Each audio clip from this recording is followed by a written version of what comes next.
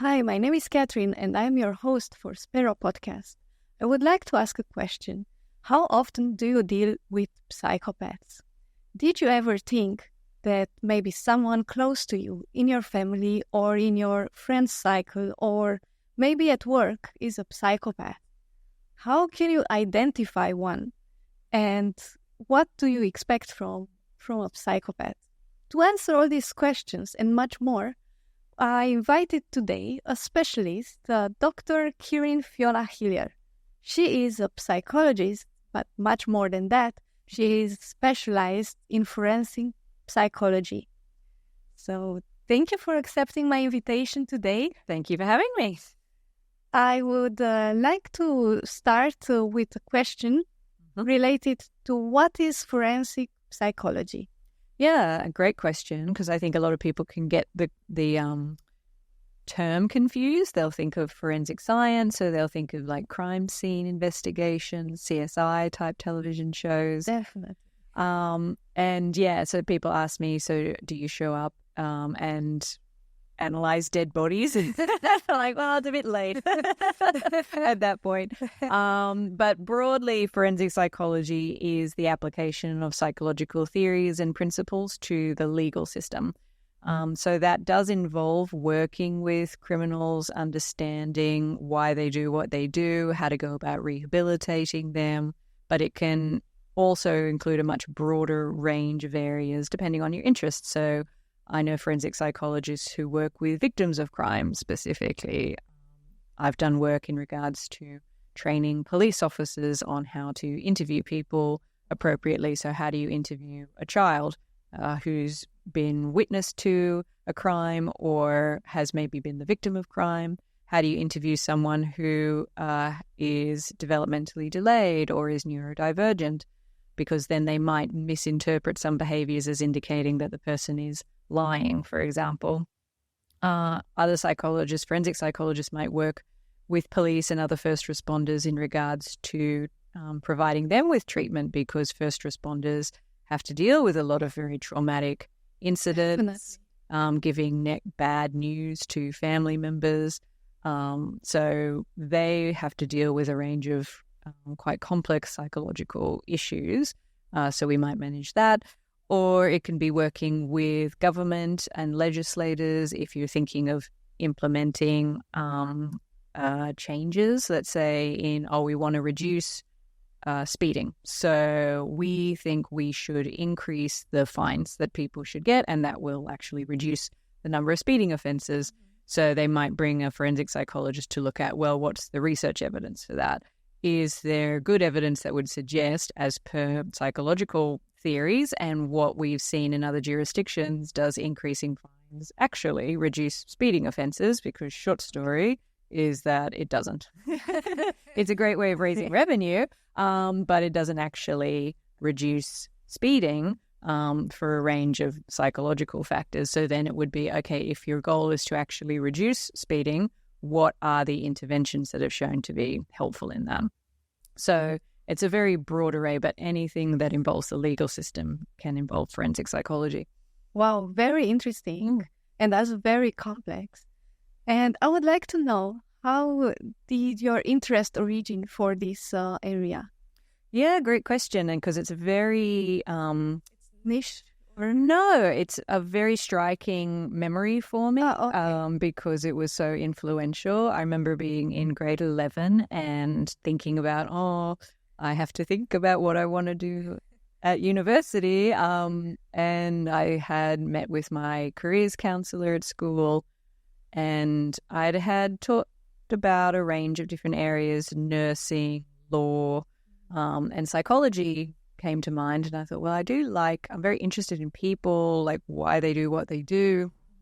And then we had a careers evening and a forensic psychologist was there.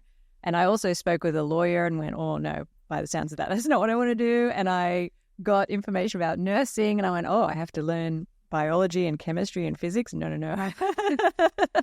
But I met with this forensic psychologist and I thought, wow, this sounds so fascinating. It's, I think, forensic psychology, especially that sub-branch of criminal psychology, is what sort of really, to me, highlights the variability in human behavior and why people might decide in that moment that that was their best option. So you work in an environment which is so complex, and you deal with people who have this negative energy, because I guess criminals will bring negative energy, and you deal with all this difficult stuff. Right. So how do you cope with that? How do you make sure you do not carry the weight of the others? Yeah. It's a good point. And I think it's something that psychologists across a range of different disciplines have to kind of reckon with. But you're right, within forensic psychology, whether you're working with criminals or in other areas, you are dealing with some pretty traumatic content. And if you're working with offenders, you're often working with people who aren't very motivated to see you. They're often mandated to. So they don't have any choice, and they might have a fairly negative opinion of you, either because maybe they've had contact with psychology before and it's not been positive, which can happen. And it can also be that they see you as like you're on the side of trying to maybe catch me out. And so there's forensic psych, when you are working with offenders, there's that complicating issue of confidentiality, and that you want to know a person's full offending history in order to understand their criminogenic needs, identify the best treatment formulation plan for them. But if they give you too much detail about any specific offence that they've committed in the past, if they haven't been convicted for that, then you are obligated to report that. So it's this finding this balance between getting enough information about the case to understand, what are the triggers for why they might offend, their thought processes behind how they justify it, maybe the people around them who increase their risk of offending, but you don't want too much information that you're then obligated to report, and thereby the trust that you've established with this person. So that's something I was always very careful about clarifying to them. And sometimes it might be, whoop, stop, don't tell me any more information. I don't want to know dates. I don't want to know locations. I don't want to know timings.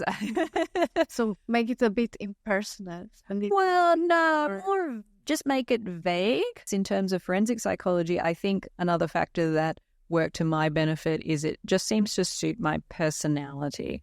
I am good at compartmentalizing my work, in that once I leave, I forget about it. You brush off. I'm able to brush it off. I think what helps with that is I do have quite a busy personal life. The things that I really love doing is dancing and theatre and acting. Lovely. Yeah. And so I find those activities get me in a total, they talk about the zone, or this sort of Zen space or mindfulness, that I'm fully engaged in those activities, and they totally take me out of any other stuff that was in my head prior to that.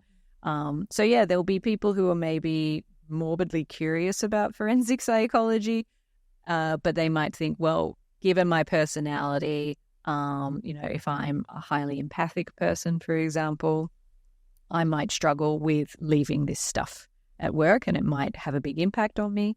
So more generally, they might find it difficult, which doesn't mean you can't do it. It's just then you've got to know how to manage that effectively. And things like supervision, good supervision is important. What your personal life is outside, policies that your workplace has. So in the maximum security prison where I first started my career, there were rules of at 5 o'clock you have to leave the premises for security purposes. You cannot access your emails outside because security purposes. You cannot take any paperwork home with you because security purposes. So it was this hard, you're done by 5 o'clock. Yeah. And I was like, this is great. And that's a really good idea, not just in terms of security of the information that you're dealing with, but in helping us manage that, because, you then almost can't think about it. You can't be dealing with it until you're back at work the following day. So that leads us a bit to the next question, related to maybe one of the oldest ones in criminology. Are criminals born or made? And I know it's a very broad discussion, but if we keep it brief. Sure. Yeah. If I had to give the short answer, I would say that they are made. The genetic components, now we're going to get to psychopathy. Psychopathy is a bit different. But even if someone has high psychopathic traits, that doesn't automatically mean they are going to become a criminal. So even if you're more genetically predisposed, how you are raised, the environment you grew up in, the experiences that you have will shape what that looks like. So it's very much about their experiences, whether that's in childhood, and that could be at home or at school, experiences they've had with work, industry that they're exposed to, because often we'll talk about criminals in regards to like violent crime. But, we also want to be thinking about things like white-collar crime, which doesn't get nearly the same amount of media attention because it's not as sexy or interesting. But in terms of the impact it has, if someone's defrauded hundreds of people of their life savings, that's devastating. So it's, this is someone who maybe a contributing factor to that was the industry that they work in and how it might reward high-risk investments or to hedge your bets and like continue putting money into something that's failing, because to admit that you've made a mistake is going to look very bad on your reputation. So we need to be thinking both at the micro level in terms of that person's experiences at home, then that wider area of school, and then the macro level in terms of socio-cultural influences as well. Okay. And now, if we narrow this a bit down and we focus only on a certain category of people, being a psychopath. Right, yes.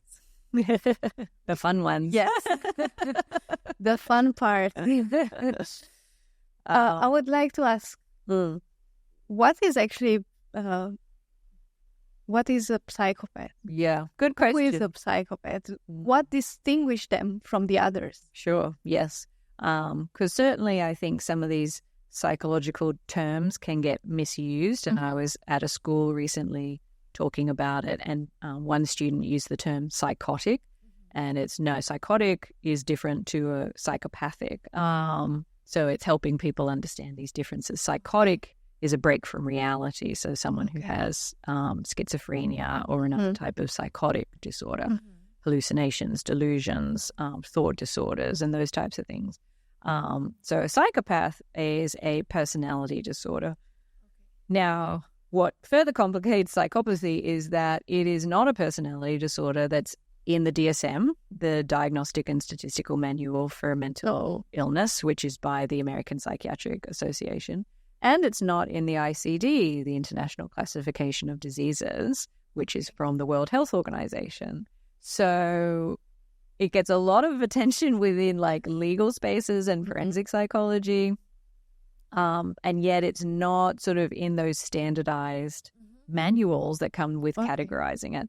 So if we look at those categories that are in the DSM and the ICD, think of psychopathy as a wonderful combination of antisocial personality traits. So antisocial personality disorder is like a big component of that is a disregard for the rules. Either the rules are stupid and shouldn't apply to anybody, or they don't apply to me, either because I'm special or I like to live on the fringes of society. So a rejection of moral, social, legal norms. So psychopathy is a combination of antisocial personality traits as well as narcissistic personality traits.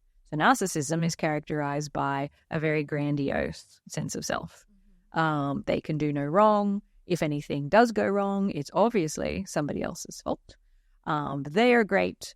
people just don't realize how great they are. So really, it's the system's fault if they don't succeed in life. It's because the world is inherently against them because they do recognize how amazing they are and they're jealous, and so they're sabotaging me. Or they don't recognize how amazing I am because they're stupid, and they just need to come around to that. So psychopaths are a nice mashup of both of those things. And so very typical features of psychopaths, and we have different assessment tools that we can use to assess for these things. The most frequently used is the PCLR, the Psychopathy Checklist Revised, which was developed by Hare.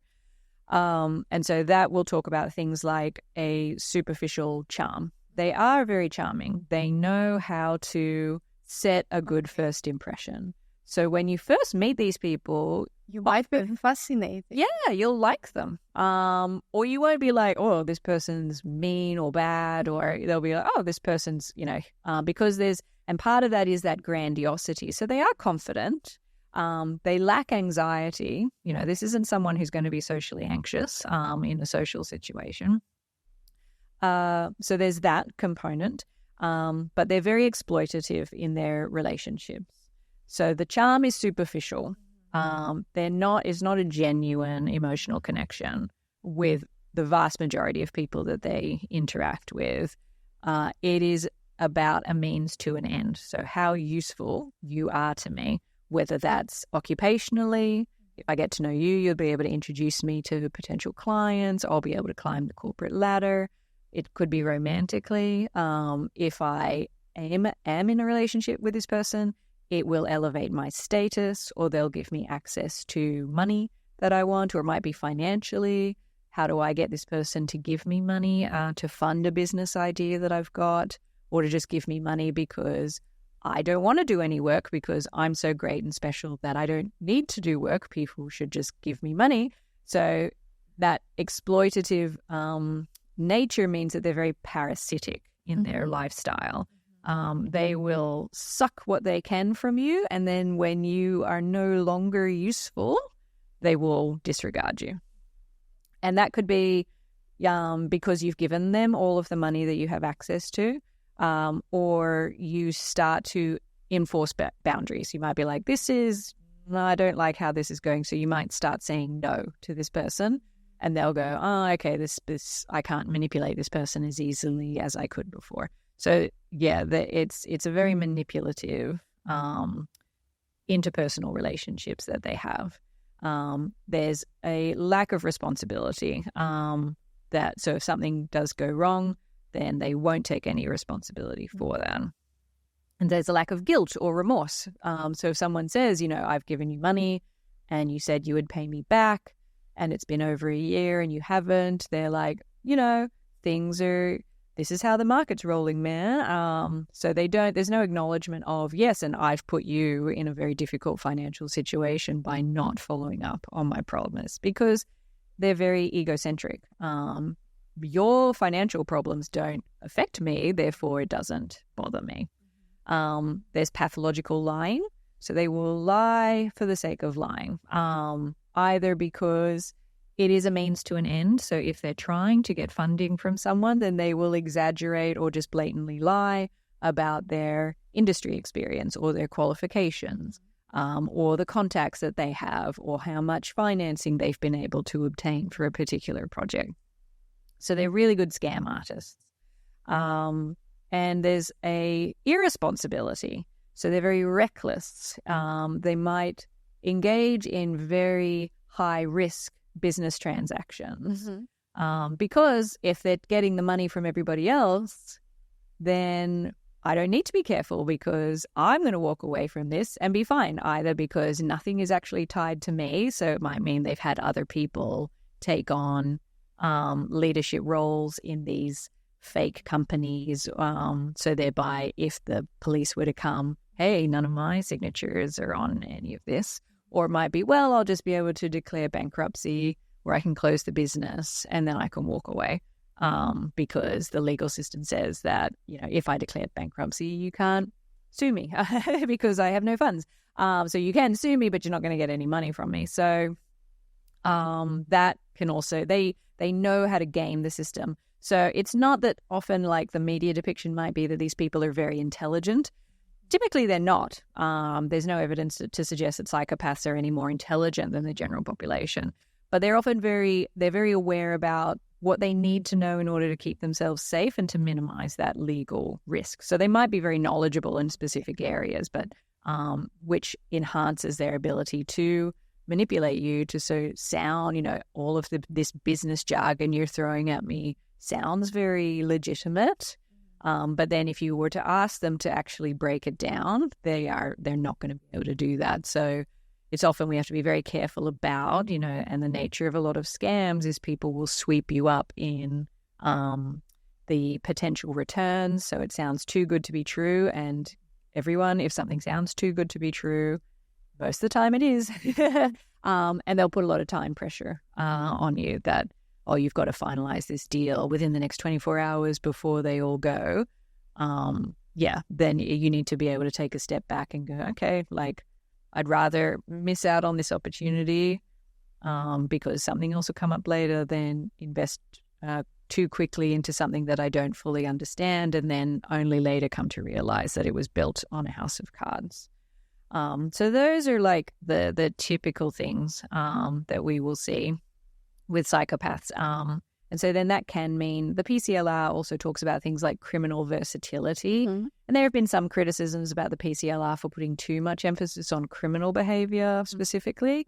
But often like the way that I conceptualize that is even if they haven't necessarily been caught for things, they show a willingness to engage in a range of unethical, dodgy, illegal behavior in order to get what they want. So it might be, well, that's a bit, that thing that you did, that's a bit fraudulent or that's misleading. And, in that jurisdiction, you would get caught for that. And but showing a willingness to do what needs to be done in order to get what they want. And so the nature of their relationships is often very intense but brief because either they've sucked as much as they can from that person, or by the time the person realizes, wait a minute, I'm being taken advantage of here, and they might choose to end it, but a lot of damage has been done by that point. So usually psychopaths are associated with criminals. Yeah. But they can be also very successful people like lawyers, surgeons, politicians, entrepreneurs. Mm-hmm. And I think the corporate and business area is very attractive for psychopaths because a lot of traits for or qualities for a top manager are related to this psychopath. Yes. I mean, they have to be cold-blooded when taking radical decisions. Mm-hmm. They also need to be charming. Mm-hmm. They need to not show too much emotion. Yep. So it's probably a very attractive arena. Yes. So what if your boss is a psychopath? How is your work environment? What should you expect, and how can you deal with this daily basis? Yeah, it is hard because there's an innate power imbalance if they are your boss, which is going to make things even harder. So on a few occasions, I work in private practice, and psychopaths are often not going to come to you of their own volition, unless they might be mandated to do so. So I haven't worked frequently with people here in Dubai who I would call psychopaths. But I have worked with clients who will come to me about work stress, and they will talk about their boss. And as they're talking, I'm like, sounds a bit familiar. And I'm like, and I go, I don't use the term psychopath. And I go, so can you, and I'll do a bit of a checklist with them. And they're like, yep. And I go, I think your boss is a bit of a psychopath. And I'll explain what that term means. And they're like, oh my gosh, yes. So it's not me, I'm not going crazy. And the reason I then want to highlight that to people is it's that this is not going to change. If this is a personality disorder, it is not up to you, because that's often what they'll come to me with, where it's, what do I need to do in order to have this person like me or be nice to me or treat me with respect? What am I doing wrong? we have a tendency to personalize things because that gives us a sense of control in an environment. If it's like, oh, if this is due to me, then I can do something about it. So people try to read how have I contributed to this. So it's helping them shift like, no, this is this person. This is a tendency that they're going to show. And it might be raising their awareness that, are you really the only person that this happens to? Like, have you spoken with any of your other colleagues about this? Or even just observed your boss's behavior with anybody else? Because very likely they're doing it to a number of people. Or if you were to track it, you'll find a history where people have left because of this person. Now, they might be quite different, but again, that's that manipulation, exploitative nature. I'll be good to this person. Maybe he's the psychopath's boss. So the psychopath will say, well, I'm going to be nice to my boss because I want him to continue to feel like we're friends so he can share this information with me. He keeps me connected with the bigger bosses, so it enhances my network. But my subordinates, I'm going to treat terribly. And what they tend to do a lot in that position of authority is they isolate people. They will silo you off. It might be, no, you guys should bring everything to me. Like, don't talk with each other. I will be the one to manage the information. And so I might go, you need to break that down either unofficially, if that's your only option. But if you can do it officially, and it might be like you propose it in a way that to your boss's boss, because then if he objects to it and doesn't have any strong business grounds for that, then that can start to sow the seeds of people going, oh, wait a minute. But if you can't do it officially, just doing it unofficially, like talking with your other colleagues during your lunch breaks, asking about if this happens to them, because it will be. And then you go, oh, okay, it's not me going crazy, because the other thing that they'll do is they'll gaslight you. They will lie. You'll say, oh, but you told me to process A, B, and C with this order. And they'll say, I never told you that. And then you'll think, maybe he didn't tell me that. Like, maybe my memory is bad. But it's no. They told you that. Okay. And they either and then it didn't work for whatever reason, but rather than accepting responsibility for that, as a good leader should, they will scapegoat you. Mm-hmm. Or they might have done that to sabotage you because they see you as a threat. If you are good at your job, then they'll see you as a threat to their leadership position. Mm-hmm. So they, might give you intentionally wrong information in order to make you look bad, which is pretty terrifying if you can't trust your boss. So then it'll be get everything in writing. If you have a meeting, send an email, ask for minutes of meetings. If they're not willing to do that, then send an email and go, okay, thanks for that. For the purposes of my clarification, this is what we discussed, because then if something were to come back later, unless they object to it, but then again, they have to object to it in writing. And so then you have a paper trail. Okay. And if they don't, then it'll be, well, you never replied with any correction. So I'm assuming that it was an accurate record of what was in the meeting. But I do have to say for a lot of people, unless your job, you're getting other really good benefits from it, you're getting good networking, you're developing good skills. Maybe this is a company that is going to look really great on your CV, and this is a short-term thing. So, a very high intense project. So let's say it's the FIFA World Cup, for example. So there's a definite end date where it's going to be done. This is going to look great on your CV. And you might even be able to think about it in terms of, if I can work effectively with this person, I can do anything. I'm great. But for a lot of people, it will be, I'll say, look, if this job isn't your dream job, and there's other opportunities for you in the industry, my advice would be to leave, because this is not sustainable. It's not pleasant. We spend most of our waking hours at work. Is it worth your mental health and your stress levels, which impacts on your physical health, to try to make this work? So it's letting go of maybe a desire to be liked. You might go in, especially if you're new working or you got really excited about the job, and your ideal thing would be that my boss and I have a great relationship. if you can let go of that, it might be, I will formalize all of my communications, but I'm going to minimize my actual need to speak to this person. If I can make that work, then great. And, I then might work with someone as to some different strategies as to how to make that work. But a lot of people, it'll be, I will go somewhere else. Because unfortunately, these individuals might have been in these organizations for quite a long time, and they have also siloed off other people. So even if someone makes a complaint, their boss, the psychopath's boss, might be like, well, I've never seen that. And you go, of course you haven't seen that. He's not going to do that to you. You're his superior. And I say he a lot. And like statistically, they estimate around 2/3 of all psychopaths are men. Whether that's to do with like genetic components in regards to biological sex or, other socio-cultural factors that might normalize some of these behaviors in men. Overall, it's quite hard to get the data, but estimates say around 2/3 of psychopaths are men. So I apologize if it sounds so. That's why I'm using the he pronoun.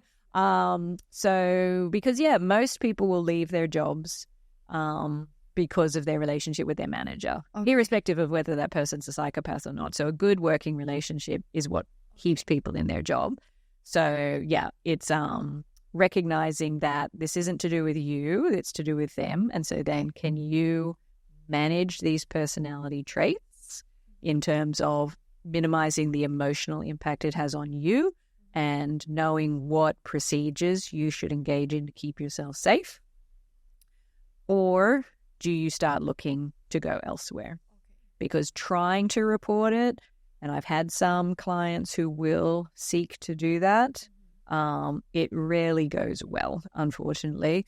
Often it takes quite an established pattern of behavior, so a number of people leaving a unit or a department, for example, before management might realize, oh, this isn't to do with them, because that's what they will have heard from the psychopath. He'll be saying, oh, they're just not cut out for it, they can't handle the pressure. It'll take a while for them to go, maybe it's not to do with them. Maybe it's to do with the common denominator here, which is this guy. But that takes a while, unfortunately, which sounds depressing. And that is something that I also like to do, is work with organizations around like psychopath proofing their organization. To try to reduce the risk of that coming in. Because once they're in, it is tricky to get them out. Okay. And now, if you move towards a personal life, can you actually form genuine relationships with a psychopath? Can you be in a relationship with him or with her and form a family? I mean, what we want to be thinking about is psychopathy is on a spectrum. So, as you mentioned before, if someone's got certain psychopathic traits, then they can function very well. As you said, these are people who are grandiose in their sense of self, so they're very confident. And so then if you're an entrepreneur and you have business ideas that don't go well, but you don't take that to heart, you go, okay, that was fine, I can recover from that. So if you've got a good buffer of resilience there, that's great. In terms of if we take entrepreneurship as well, the ability to network is very important, and they are very charming. So you can set a good first impression. That's also great. You will want to focus on networking with the people who are most beneficial to your business goal. So you are going to be quite targeted, and some might say somewhat exploitative in your relationships, that like, oh, I am going to play golf with this guy, not because I genuinely like him, but it's because I think this is a potential business partnership and I'm willing to put that in. And if you're willing to do that, that's great, because a lot of people who maybe want to start their own business, they really struggle with that. They don't like talking about themselves. They don't like small chit chat. They find it really tiresome.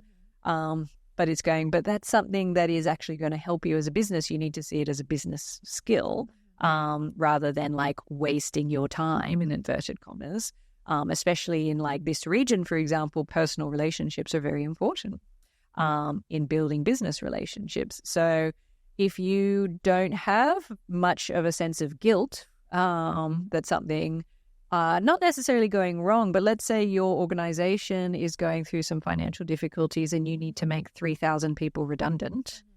Who's going to do that? Who's going to meet with each of these people? If you don't have much guilt and you're like, yep, I can do this. I will have those conversations and it's not going to affect me when I go to sleep at night. I'm going to rest perfectly well. If we think of military scenarios, you don't want someone, the risk of PTSD and survivor's guilt and all these things are very high amongst military officers. If you're someone who shows some quite psychopathic traits, you're less likely to develop PTSD or other types of anxiety disorders. So in that context, it's quite a protective factor. So you would want to be looking at it on when we say if someone's a psychopath. I mean, again, the PCLR might set a certain score. Okay. So you can total score out of 40. That's the highest on the PCLR. And in the US, typically they'll say that you are a psychopathic personality if you get a score of 30 or higher. Have you ever met someone with 40? 40? Probably, yeah. I've definitely met people in the high 30s. I remember I met with one young person and I think he didn't get a 40 only because he hadn't lived long enough to show that criminal versatility, because the other one it talks about are things like a lot of short-term relationships, marital type relationships, and he was only about 19, so he hadn't had a chance to have that. Okay. So I'm like, well, there's not enough evidence for me to give him a 2 on this just yet, but I'm like, let me catch him in 10 years and see how he's going. So you would want to, can you have a close relationship with someone who is a 40? Yeah. Then probably not. Again, like broadly, it might be that this person over a long period of time can form one more unique, genuine relationship. And this might be with a parent type figure, whether it's an actual biological parent or maybe someone who's been in a mentor type role for them for a long time or has been in the community for a long time. But it's rare. And so if you're newly into a relationship, and again we might be like, I can fix this person, like he's just broken and I need to help him. No. That is not your job. No. That is just not working. It's just going to set you up to be very disappointed and probably financially and emotionally depleted by the end of it. So can you sustain a relationship? Could you have a working relationship? Like, let's say this is a sibling that you've got. It might be, okay, I can talk with this person. We might meet every week and we'll watch football together, but I'm not going to talk with him about business. If he talks about that, like that is off limits. Okay. And he knows that, and he knows not to even talk to me about investing money and things. So if you have some hard boundaries on certain topics, either from things you've seen before that, this person's liked and, more likely to do, then that could work. So if because their relationships are superficial. So if you're happy to keep it at a relatively superficial, chummy level, then that could work. But I would say, like, don't get emotionally or financially invested in this person, because you're likely going to be disappointed. Even if it's the family member, you have to keep your boundaries and be strict with that. Yeah. I'd say boundaries are very important, because also, they are manipulative, so they'll poke and prod, and if they find any dents in the armor or any little chinks in that boundary, that wall that you've put up, then they will keep poking at it. So you got to be very careful about the slippery slope. So if we think of money as an example, it might be like, I just don't lend this person money. Doesn't matter whether it's 10 dirhams to buy something at McDonald's or 20,000 to put a deposit on a house. I just don't with this person, and they know. And because you might be like, oh, but it's only 10 dirhams. Yeah, but then the 10 dirhams, then the next week they're asking. And so on. Yeah, exactly. So people will, a hard boundary is actually easier for you to enforce, because you don't need to think about, well, maybe, I could do it on this occasion. Like it's just a straight no. You don't even have to think about it. And if you're consistent with that, they will come to learn that, oh, there's no point in me asking because I know the answer and I'm expending too much energy trying to get it from this person, and instead I'll direct my efforts maybe onto someone else. Yeah. Okay. How often do you think we meet psychopaths on a daily basis? Is it like a large group of people out there? I mean, estimates based on the research suggest that around 1% of the population would meet criteria to be a psychopath, so to get that score of 30 or more on the PCLR. In terms of who shows psychopathic traits, that's going to be higher. Okay. But again, it's kind of how they utilize that, because you can be quite pro-social in your focus of those tendencies that you've got. But yeah, so it's a good question, I'd say, in regards to who shows psychopathic traits, because someone, it could be quite specific and it could be quite restricted to a certain context. So if we think about those exploitative relationships, it might be that, yes, when it comes to my business, for example, they'll go, yeah, I only will spend time with people who I think will directly have a beneficial effect on my business because I don't have time for the other stuff. But in my personal life, I'm very generous with my time. So it's also not how broadly we see some of these traits being evident in different contexts. And that's always something when we are doing assessments for psychopathy, is we're always reminded in our training that don't just look at their criminal behavior if you are looking at them from a criminal perspective, like in a prison. You want to be looking, okay, it might be evident there, but what about family? What about work? What about their friendships? What about the hobbies that they do, if any of that? Because a personality is evident across different contexts, rather than someone maybe being quite strategic about how they might use something. So yeah, 1% of the population is like a hardcore psychopath. So try to avoid them as much as possible. And for others, it'll be evident across the board. But yeah. Understood. So now, as a conclusion, on one side we have the psychopaths, which are lacking emotions and empathy. And on the other side, we have people who are very emotional and overly emotional. Right. Yes. And that would make another podcast, I'm sure. But if we would find a balance, a healthy balance, do you have like an advice for us how to keep our emotions in balance? Ooh, good question. And one thing I'll sort of preface, when we say that psychopaths don't have empathy, that's not quite true. Okay. So we think about empathy in two forms. We have cognitive empathy, and that's their ability to understand logically how someone would be feeling. So if we see a kid and he's eating an ice cream and he drops the ice cream on the floor, you would understand he's going to be sad. Yes. Yeah. That's cognitive empathy. And if you see someone who is just starting a business, you might go, this person's probably going to be motivated to want to take work, even if it's at a cheaper rate than what they would typically want to offer, because they want to build their client network. And so then if I can offer them a job, they'll get excited at that. Yeah. You can anticipate, so you can plan, and that helps them being manipulative. What they lack is emotional empathy. And that is when we actually experience, not to the same level, but we have a similar emotional experience to the person who we are interacting with. So if someone is very sad because they just found out that a family member passed away, or a business deal that they were working really hard on didn't go through, most of us, in terms of the mirror neurons in our brain and everything, we experience that same emotion. It's what drives us to want to help. In some way, it's a little bit egotistical, because we also do it to make ourselves feel better. But, if you see a baby in distress, if it's crying, you want to help the baby, because also it being in distress puts you in distress.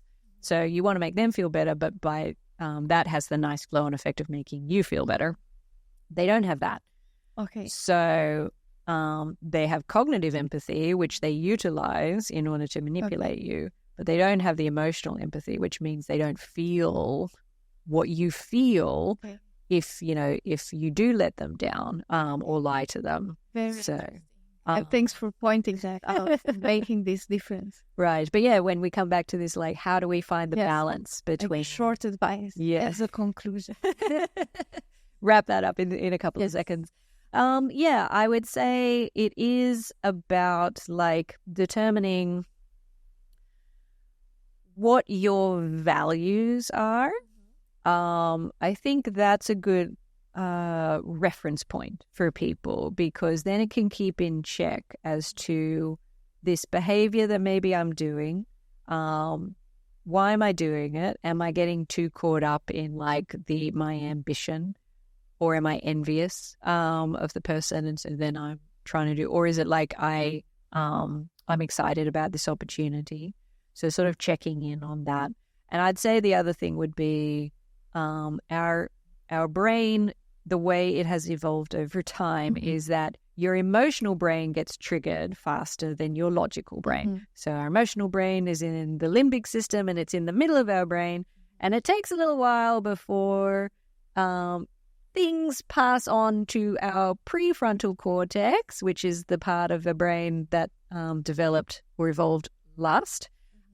Takes a little longer for things to get through to that. And so it's being mindful about, just because I'm having an emotional response doesn't mean it is a reflection of fact. So if I go, this person doesn't like me, it's like, okay, just give yourself a moment. You're allowed to have that emotion. So it's not about being emotionless or not respecting those emotions, because maybe this is the case, but I don't need to act on this immediately. Just give it a little bit of time. Have a look at, okay, what's the other evidence for this? Is this something that I have a tendency to do, which is to personalize, and I'll think things have something to do with me. Whereas maybe this person is just tired. So they were a bit snappy, but they've been snappy with everybody because they're tired or they haven't had their coffee. So all of these things. So giving yourself a moment. So respect the emotion and sort of let yourself ride the emotional wave. And we talk about looking at your emotions with curiosity rather than judgment. Or like, because I'm having this, then I need to act on it. Or because I'm feeling this way, it must be true. So yeah, I would say to be mindful about riding the emotional wave, observing your emotions with curiosity rather than judgment in like, I shouldn't be feeling this way, therefore it's bad. Or acting on it straight away in that if I feel like this, then it must be true. We call that emotional reasoning. An emotion is not always reflective of the facts on the ground. It's just reflective of how you are feeling right now, and how you're feeling is going to be influenced by limited information that you've got. Giving yourself that time. I would say that's what's very helpful in finding that balance for people. Respect the emotions without feeling the need to act on them straight away. Okay, amazing. Thank you very much for being with us here today, and for all this amazing information and knowledge which you shared with us. No worries. Thank you very much for having me. It's been great.